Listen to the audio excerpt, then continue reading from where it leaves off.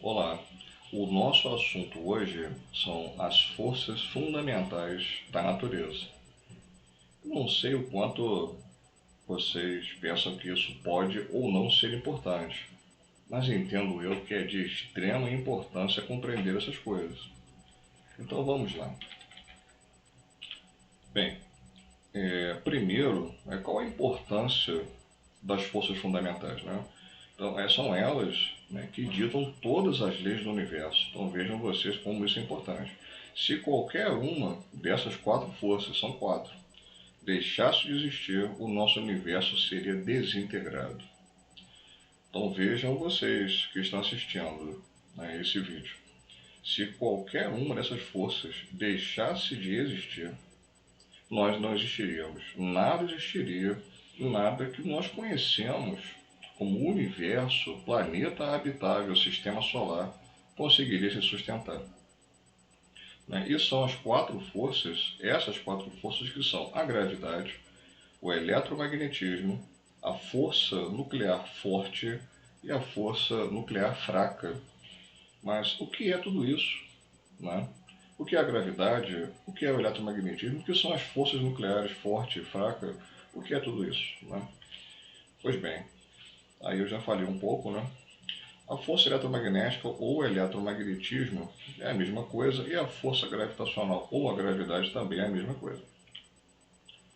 Bom, para fins didáticos, né, para ficar mais fácil, né, de entender, vamos dizer que as forças fundamentais, depois a gente vai mudar essa forma de falar. Então, vamos dizer a princípio que elas são do tipo empurra, puxa e empurra e puxa. Vai ficar mais fácil entender o porquê disso daqui a pouco. Bem, a força gravitacional, não é a força de mais longo alcance, mas é de menor intensidade em comparação aos outros tipos de força. Ela é responsável por toda a estabilidade dinâmica do universo, e é em razão dela que o Sol mantém os planetas em sua órbita e que nos mantemos na superfície da Terra, por exemplo. Essa imagem que eu destaquei aí, né, como uma malha e a força gravitacional distorcendo essa malha, né, isso é um assunto para um outro momento, né, mas isso fala do poder da força da gravidade, né, do poder da força gravitacional. Então, em outro momento falaremos sobre isso, mas ele é capaz até de mudar a trajetória de um feixe luminoso. Né? Sabemos nós que a luz se propaga em linha reta, esse é um dos princípios da ótica geométrica. Né? Mas a gravidade é tão poderosa que ela distorce um feixe luminoso, ela distorce a direção da luz. Inclusive, a força gravitacional pode distorcer até mesmo o tempo. Por muitos anos, achava-se que o tempo era uma grandeza absoluta e que ele passava de igual forma em todos os pontos do universo. Porém, isso foi sendo mudado, esse conceito foi sendo tido como antiquado, né, principalmente com a evolução do estudo da física. E hoje se sabe que o tempo também é relativo. Né? E viva Einstein por isso, né, por seu pensamento que culminou na teoria da relatividade.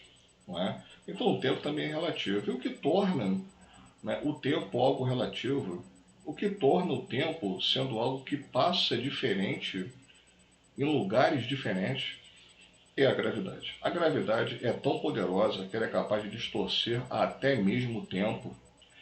Então, pessoal, é isso mesmo que vocês estão pensando, não é? O tempo aqui na Terra passa de um jeito e o tempo em Júpiter passa de outra maneira, de outro jeito, por conta do quê? Por conta da gravidade que existe em Júpiter. Então, a gravidade distorce até mesmo o tempo. Mas, como eu disse, isso é um assunto para outro momento, destacando apenas o poder da força gravitacional. A gente está tão acostumado a lidar com ela, não é? A andar é uma coisa tão natural, pular é algo tão natural, mas fato é que tudo isso acontece por conta da ação da gravidade. Então ele é de extrema importância e é de longo alcance, né? Não é à toa que todo o universo se mantém estável, as órbitas existem por conta dela, não é? A força eletromagnética ou eletromagnetismo, né, ela atua de maneira microscópica, né? Então, fenômenos elétricos e magnéticos, né, são de abordagem da força eletromagnética. Inclusive, o próprio nome já diz eletromagnetismo. Mas, basicamente, a gente pode pensar que essa força também de longo alcance, ela atua sobre cargas elétricas. E em algum momento da vida da gente, a gente ouviu falar, né, que cargas iguais se repelem e cargas opostas se atraem, não é? Em função disso é que o próprio átomo existe. Então, passando da gravidade, que é algo macroscópico, para o eletromagnetismo, que é algo microscópico, não é? O átomo existe como se fosse uma órbita de planetas em torno de um Sol, mas veja, é só como se fosse. Inclusive, toda a física clássica, não é? Durante o tempo, tentou-se aplicar os conceitos da física clássica, né, ao átomo e tudo deu errado. O átomo se comporta de maneira completamente diferente. Então se pensou assim, eu não vou dizer quem, quando e de que forma, mas se pensou assim, bem, eu tenho um Sol, né, eu tenho planetas que giram em torno desse Sol. E eu sei as leis que regem esse movimento. Inclusive as leis que regem o movimento dos planetas em torno do próprio eixo, que é o movimento de rotação dos planetas, né? Em torno do Sol é o movimento de translação. Então pensou-se que, como o átomo é algo similar, você tem um núcleo atômico, né, os elétrons ali na eletrosfera girando em volta do núcleo, pensou-se que aplicando essas leis, né, da física clássica no átomo, tudo seria resolvido, tudo seria facilmente explicado. Pois é, pessoal, mas o átomo é algo à parte de tudo que existe. Embora ele seja de extrema importância, porque sem ele a nossa matéria conhecida não existiria, não é? Mas nesse ponto do estudo da física, né, começou-se a se pensar em outro tipo de física, que é a física do infinitamente pequeno, é a física é, daquilo que é microscópico. Né? E essa física é a física quântica. Então, toda vez que nós ouvirmos, né, quântico, física quântica, essa expressão, né, nós estamos falando de estudo daquilo que é infinitamente pequeno, estamos falando do estudo de situações, né, de interações subatômicas. Estamos falando do que acontece dentro do átomo, né? Então, para entender todo esse processo de interação subatômica, foi necessário se criar uma outra ramificação da física, um outro estudo da física, que é exatamente isso, é a física quântica. O eletromagnetismo, voltando, ele na verdade basicamente, né, explica interações entre essas cargas, né, positiva, negativa. E durante muito tempo também, né, se achou que o magnetismo propriamente dito, né, era algo dissociado da carga elétrica, mas não é bem assim. Né? Isso também foi algo que foi vencido pelo estudo, de forma que alguém que está assistindo isso nesse momento deve ter feito uma experiência similar a essa, não é, na escola, ou você que está na escola ainda, né, deve pensar sobre isso, ou deve ter sido abordado pelo professor com relação a esse assunto, mas pegar um prego, né, colocar um fio enrolado no prego, né, alguém já viu isso, né, e ligar esse fio numa pilha, no positivo e no negativo de uma pilha, pilha comum de controle remoto, né, você ligar ali no negativo e aproximar esse prego com um fio ali enroladinho, bonitinho, direitinho, aproximar isso de um pedaço, uns pedacinhos de papel, aqueles pedacinhos de papel que em outras experiências, né, nós pegamos o pente, né, penteamos o cabelo e encostamos, e o papel foi atraído pela eletricidade estática, né? Mas percebeu-se que essa estrutura ali, não é, do prego, um fio enrolado e ligado na pilha, produzia um campo eletromagnético. Então, o eletromagnetismo, né, ele envolve as forças elétricas e as forças magnéticas. Então essas coisas, na verdade, elas não estão dissociadas, não é? Então o magnetismo é ímã. De fato é. É polo sul do ímã, polo sul, polo norte do ímã. Realmente, mas o eletromagnetismo envolve força magnética também e carga elétrica. Essas coisas não são separadas uma da outra, né? Uma coisa interessante, falando já um pouco, né, da força nuclear forte e da força nuclear fraca, não é? Essas forças têm como característica principal, né, só poderem ser percebidas a nível subatômico.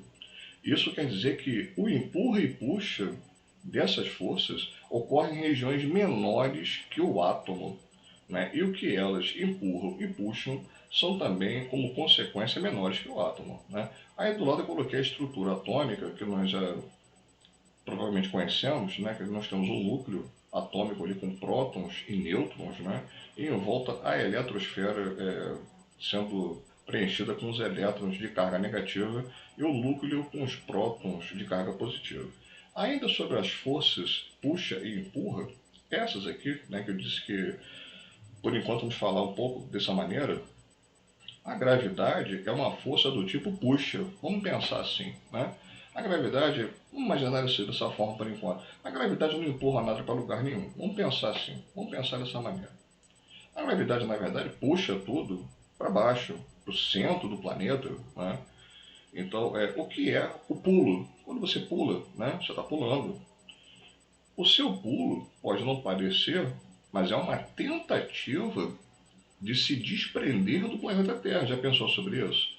Ah, eu estou só jogando bola, professor, eu estou só pulando. Pois é, mas você está tentando sair da Terra.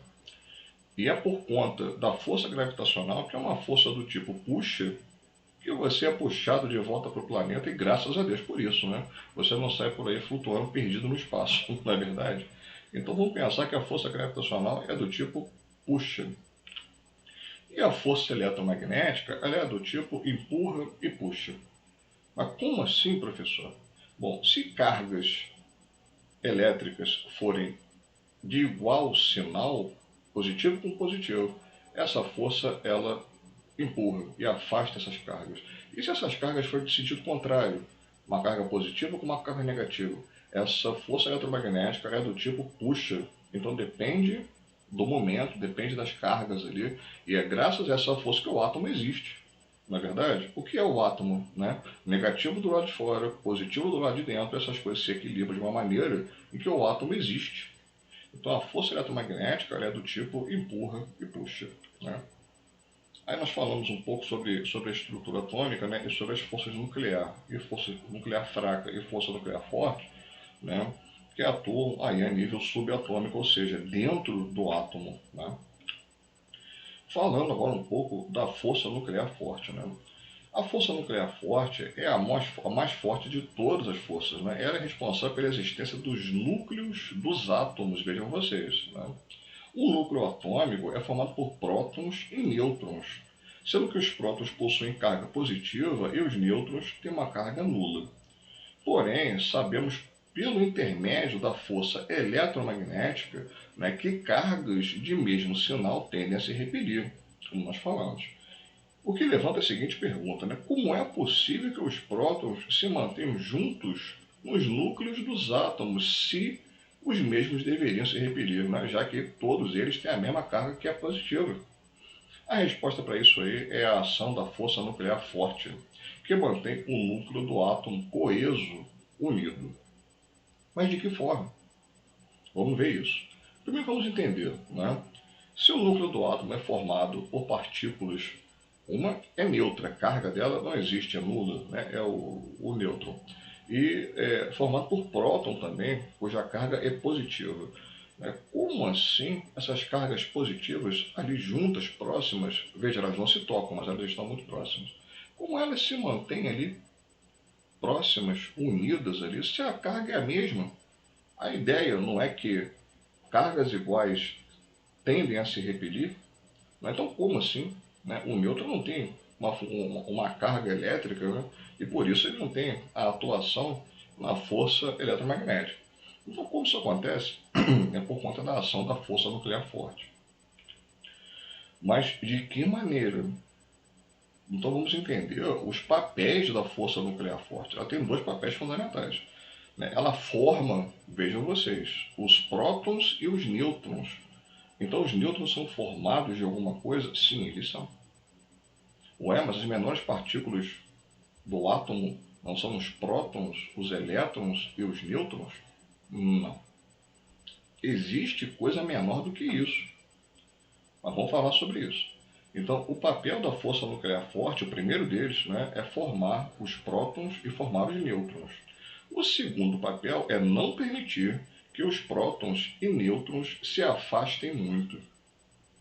Porque se isso se afastar muito, né, o átomo deixa de existir. E isso vai ser um grande problema, não é verdade? Eu vou falar sobre isso. Uma outra coisa que eu achei interessante, né? Na prática, os prótons e nêutrons são formados a partir de outras partículas, como eu disse, chamadas de partículas fundamentais, que são os quarks. Ué, mas existe quark? Existe uma coisa menor que o próton? Como eu disse, existe. É o quark. Existem outras partículas, né? Leptons, enfim, mas não vou falar sobre isso agora não. Na verdade, o próton e o nêutron ele é formado pelo quark, né? E, na verdade, também são necessários 3 quarks para formar um próton ou um nêutron. E é aí que a força nuclear forte atua, criando as conexões entre os quarks. Então, nessa imagem do lado, aqui, né, esse círculo maior aqui, na verdade, seria um próton, seria um nêutron, e esses círculos menores aqui seriam os quarks, né, que existem em trio, sempre em trio, para formar um próton ou um nêutron. Mas por que que nessa imagem você tem 2 quarks com a mesma cor e um quark com uma cor diferente? Isso aí é outra história para um outro momento.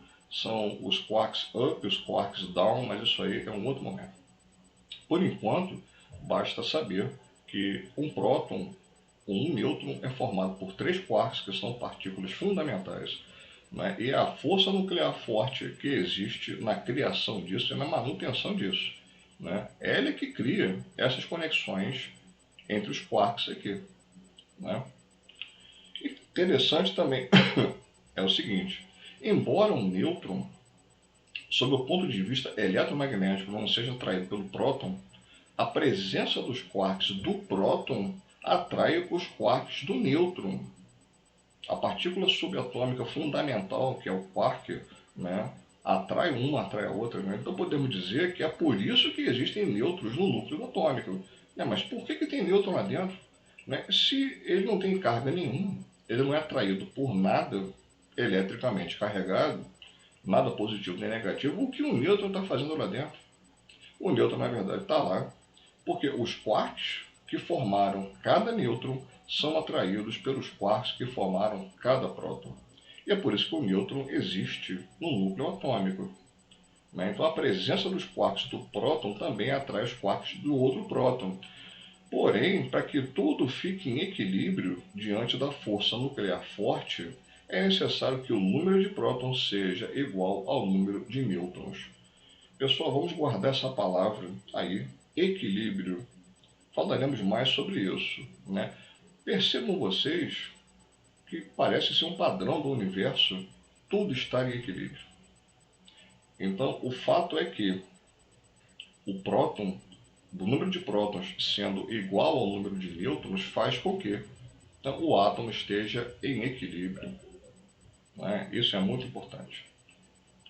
Resumindo isso tudo que eu disse até agora, né? Primeiro, no núcleo do átomo existe uma força que faz com que os prótons fiquem unidos com os nêutrons.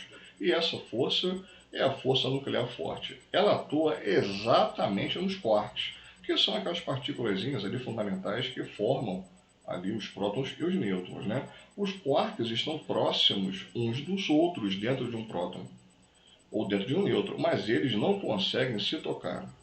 Portanto, a força nuclear forte é do tipo empurra e puxa também. Né? Ou seja, ela puxa um quark até certo ponto, de forma que ele se aproxime muito de outro quark e, nesse instante, essa força começa a empurrar o quark, o afastando do outro quark e mantendo uma distância média entre eles. E assim, as coisas dentro do núcleo atômico não se encostam, elas estão próximas. mas elas não se encostam. A segunda coisa desse resumo, né? O próton pode até querer se afastar de outro próton, claramente tem a mesma carga, isso por ação da força eletromagnética. Mas a força nuclear forte é tão mais intensa que a força eletromagnética que ela consegue puxar os quarks vencendo a força da repulsão das cargas e mantendo a estrutura atômica estável. Mais uma vez, estabilidade, ou seja, equilíbrio. Mais uma vez. Então, existe a força eletromagnética? Existe. Essa força tende a afastar os prótons uns dos outros? Sim, eles têm a mesma carga. E por que isso não acontece? Porque a força nuclear forte é tão mais forte do que a força eletromagnética que ela vence essa ação da repulsão do eletromagnetismo. E aí, os prótons e os nêutrons ficam ali dentro do núcleo atômico, bem próximos uns dos outros, né? E tudo fica em equilíbrio, tudo fica estável. O interessante é o seguinte, né? Se conseguíssemos afastar um pouco mais os prótons uns dos outros, né? A força nuclear forte começaria a perder sua virilidade. Não vou falar intensidade, porque intensidade é outra história. Vamos falar virilidade, né? A força viril, não é verdade? Então ela começa a perder a sua virilidade. Se você conseguisse afastar o próton de mais um do outro, né, a força nuclear forte ia começar a perder ali a virilidade dela. E o que vai prevalecer é a força eletromagnética, né? A força que diz que cargas iguais se afastam, né? De forma que os prótons iriam conseguir se afastar completamente uns dos outros, né? Quando isso acontece, pessoal, nós temos uma bomba atômica. A bomba atômica nada mais é do que um próton indo para cada lado, né? Isso é a bomba atômica. Eu até coloquei uma imagem aí muito interessante, que é uma nuvem de cogumelo, né, sobre Hiroshima, aqui à esquerda, né, e à direita aqui Nagasaki. À esquerda, essa bomba nuclear, essa bomba atômica se chamou Little Boy, né, e à direita Nagasaki foi o Fat Man. Isso aí foi um bombardeio que durou do dia 6 ao dia 9 de agosto de 1945, e que decretou o fim da Segunda Guerra Mundial dessa maneira. Foram 80 mil mortos ali em Hiroshima e 100 mil em Nagasaki por conta disso. Então, esse é o poder do átomo. Inclusive, algo muito interessante sobre o átomo. A palavra átomo quer dizer indivisível. Na verdade, a letra A antes de alguma coisa, no latim, significa uma negação dessa coisa. Então, átomo quer dizer aquilo que não tem divisão, porque tomo quer dizer divisão. Quando eu era pequeno, o meu pai lia muito e havia uma biblioteca lá em casa, uma estante com umas bibliotecas ali, enfim, uns livros, né? E eu li aqueles livros todos e uma me chamou muita atenção porque cada livro de um conjunto daqueles se chamava tomo, né? Tomo um, tomo 2, tomo 3, tomo 4, não é? E pensei, o que é essa palavra tomo, né? Pois é, tomo quer dizer parte, né? Parte um, parte 2, parte 3, parte 4 e o átomo quer dizer aquilo que não pode ter partes, ser dividido em partes. Mas, mais uma vez, o Einstein existiu entre nós e ele conseguiu achar uma forma de fazer isso. Infelizmente, essa forma foi levada, foi direcionada para isso aí, para esse fim, para esse objetivo, que foi a bomba atômica. Inclusive o próprio Einstein era avesso à guerra, mas ele detestava tanto a guerra, mas tanto, que ele tinha um amigo que era químico, e esse amigo foi o que foi o precursor ali do gás de mostarda usado nos campos de batalha, né? E esse amigo tinha a convicção de que a guerra era algo importante e precisava ser ganha a todo custo. E o Einstein parou de falar com essa pessoa, parou, ele desfez a amizade porque ele era contrário a tudo que envolvia uma agressão, tudo que envolvia uma guerra. Então você imagina a frustração dessa pessoa quando descobriu que uma coisa tão importante que ele tinha percebido, que ele tinha descoberto, foi usado naquilo que ele mais odiava, que era a guerra. Não é? Então realmente foi um momento muito difícil na vida do Einstein. Né? E esse bombardeio decretou-lhe o fim da guerra, porque o Japão não tinha mais o que fazer. Ainda falando um pouco sobre isso, né? Então o Japão não queria se render àquela postura, né, do japonês, né, dos samurais, né, lutar até o fim, morrer, não é? Vamos morrer lutando.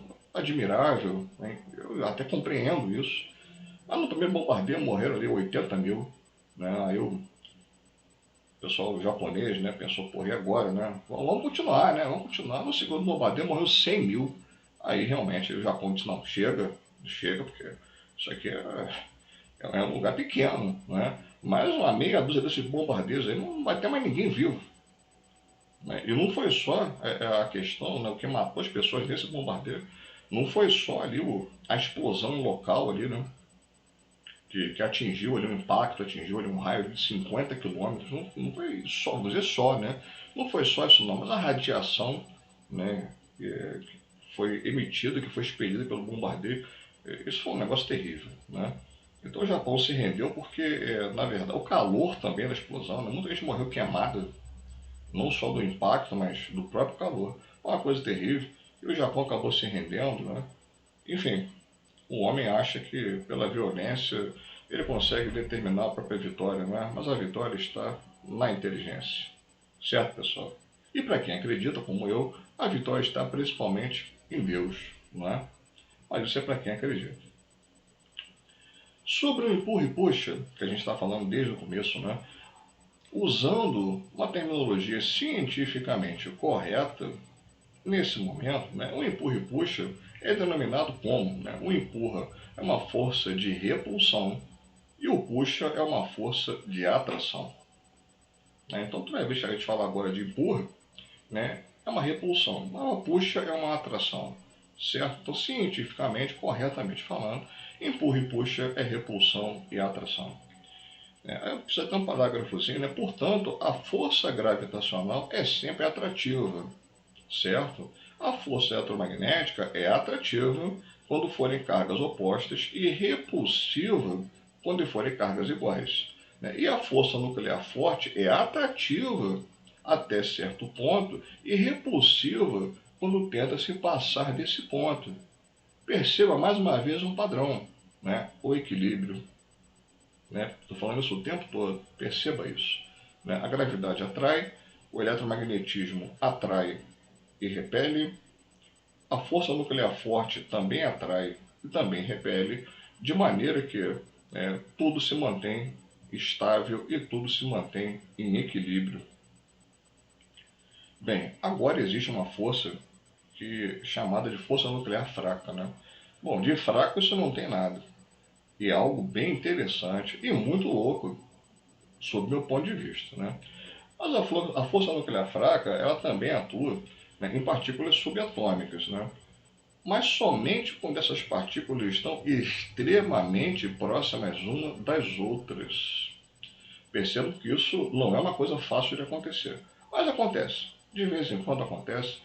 Né? Então há uma atração, há uma aproximação, as partículas estão muito próximas, mas elas ainda podem ficar mais próximas ainda, e extremamente próximas. Vamos dizer quanto, porque estamos falando aí de uma ordem de grandeza absolutamente pequena em relação ao que a gente conhece, uma ordem de grandeza grande em relação ao que a gente conhece, mas tudo é muito pequeno. Então vamos dizer apenas extremamente próximas umas das outras. Né? Nesse momento, a força nuclear fraca entra em ação. Né? Quando isso acontece, a força nuclear fraca consegue mudar, veja você, as propriedades quânticas. Lembra do quântico? O que é infinitamente pequeno? A força nuclear fraca consegue mudar as propriedades quânticas do material, transformando uma partícula em outra. Ué, professor, então ferro pode virar ouro? Gente, olha, tecnicamente até pode, embora eu nunca tenha visto isso acontecer na vida. Mas quando você transforma uma partícula em outra, né, você intrinsecamente está dizendo que esse material deixou de ser aquilo e passou a ser outro. Não é? Então, portanto, pode acontecer que um próton se transforme em um nêutron. Olha que loucura. Né? E vice-versa, um nêutron vira um próton e vice-versa. Em ambos os casos, ocorre a liberação da radiação beta. Vamos falar já sobre isso. Bem, É possível, né, que um próton se transforme num nêutron? É possível. É possível que um nêutron se transforme no próton? Sim, também é possível.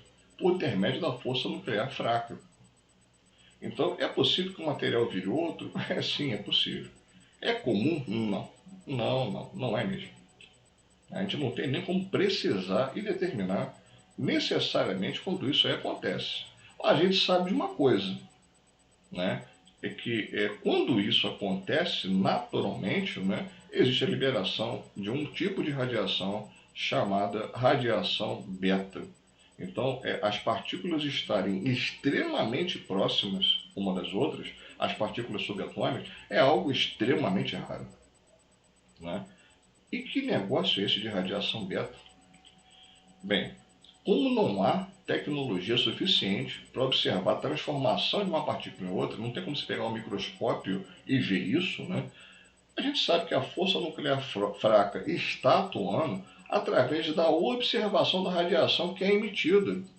Pois quando essas partículas se transformam, quando essas transformações ocorrem, existe a liberação da radiação. Portanto, onde há a força nuclear fraca, também há a radioatividade. Né? Por isso é que você vai ver esse símbolo de radiação, que é esse aqui, né? Sempre relacionado, sempre ligado com a ação da força nuclear fraca. E que negócio de radiação beta é esse? Pois a gente tem tipo de partículas, tipos de radiação, né? E vamos dar uma pincelada nisso, eu acho que é no próximo slide. Ainda não. Resumindo, né, de uma maneira muito, pessoal, muito simplificada, porque não vamos falar aqui sobre física nuclear, né, tudo sobre isso, até mesmo porque a gente não vai ter tempo, né, nem paciência para isso. Mas resumindo de uma maneira muito simplificada, átomos radioativos são aqueles que possuem um número de prótons diferente do número de nêutrons, por conta da ação da força nuclear fraca que faz essas transformações acontecerem. Sabemos que a força nuclear fraca atua mantendo o núcleo estável equilíbrio. Porém, quando há um próton sobrando ou um próton faltando, ocorre uma desestabilização do núcleo atômico, de forma que a força nuclear forte, também será desestabilizada. E nesse momento, entra a força nuclear fraca, que tem a capacidade de transformar as partículas, um próton em um nêutron e vice-versa, com o objetivo de promover a estabilidade do átomo. A consequência disso é que a força nuclear fraca transforma um átomo em outro, né? Mudou o número de prótons e de nêutrons, esse átomo passou a ser outro de outro material. Né? E nesse processo de transformação há a liberação de algumas partículas que estão vinculadas à radiação beta, como nós já falamos.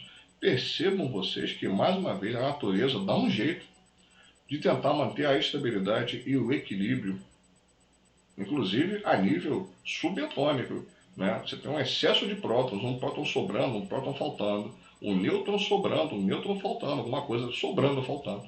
Né? Há uma força, né, que nesse caso é a força nuclear fraca, que tende a transformar mesmo as partículas subatômicas, uma em outra, na tentativa de manter o equilíbrio do átomo.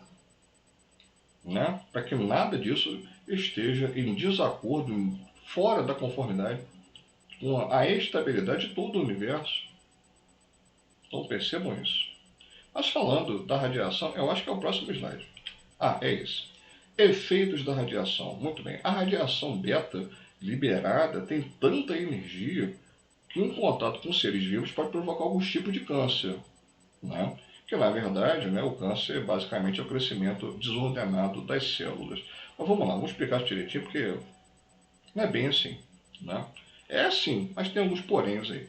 Primeiro, nesse quadro aí, né, você tem a partícula alfa, ela é parada, ela é retida até mesmo no papel. Né? A beta atravessa. Né?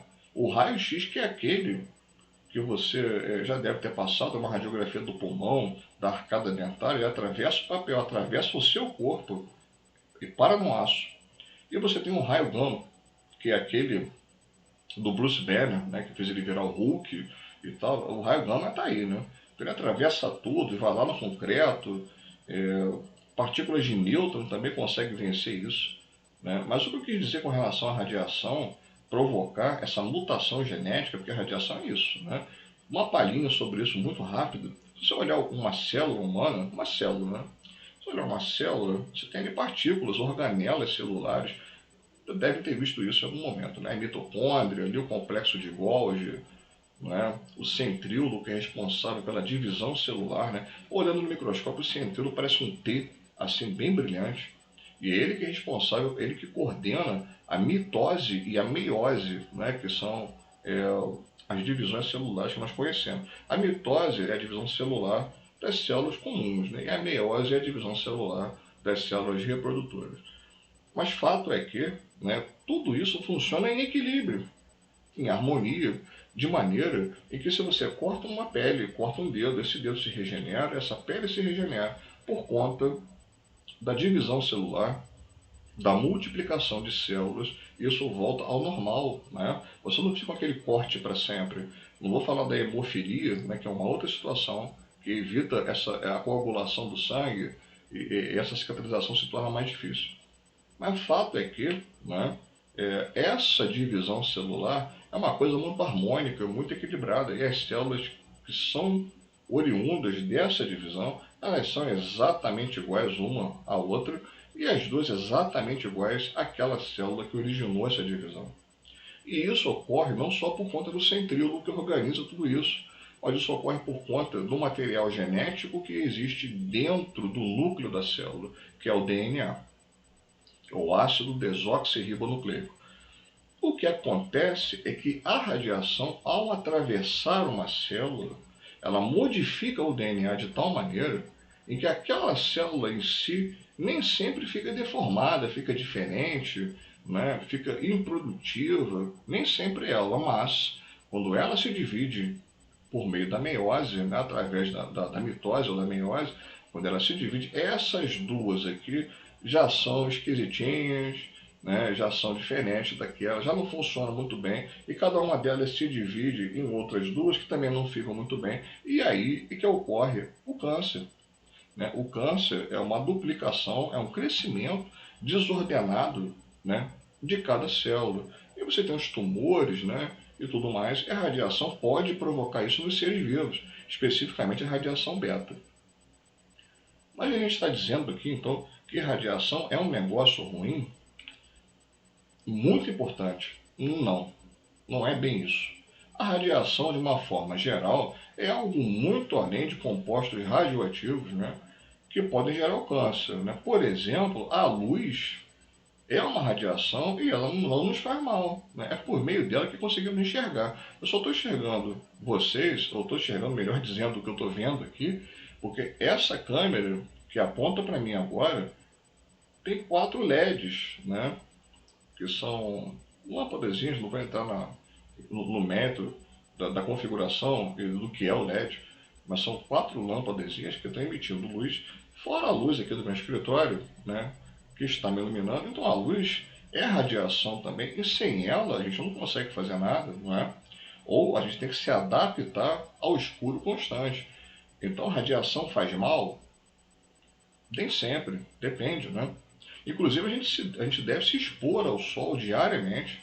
Essa é a recomendação, com o objetivo de que nosso organismo gere vitamina D, não é? Mas é aquele negócio, né? Se você ficar demais no sol, em horários indevidos, onde a radiação solar é muito mais intensa no planeta Terra, na superfície da Terra, né? Você pode sim ter um câncer de pele, ter um carcinoma ou algo do tipo. Então, por isso é que se diz, né? Radiação solar, pegar sol, né? É até às 10 da manhã e de 14 horas e em diante, né? De 10 da manhã às 14 é o momento em que a radiação solar é perigosa para todos nós. Resumindo tudo isso que a gente está falando, o segredo é o que, pessoal? O segredo do núcleo atômico, o segredo da estabilidade de todo o universo, o segredo de como a radiação pode não provocar câncer se você mantiver esse segredo em prática, né? O segredo é o equilíbrio. Então vamos pensar. Eu até coloquei essa imagem aí que é algo em equilíbrio, duas esferas ali em equilíbrio. Vamos pensar, pessoal, e transformar isso num hábito para as nossas vidas, né? Se o universo e até mesmo o átomo está em equilíbrio ou tende a ficar em equilíbrio por si só, por que nós agiríamos de maneira contrária a isso? Não é verdade? Isso não é nada inteligente. Vamos procurar criar situações, vamos procurar nos colocar em uma rotina que promova o equilíbrio nas nossas vidas, seja ele de qualquer natureza. Vamos tentar estar sempre em equilíbrio. Por hoje é só. Eu sou o professor Marco Túlio, sou analista de sistemas e matemático por formação. Forte abraço.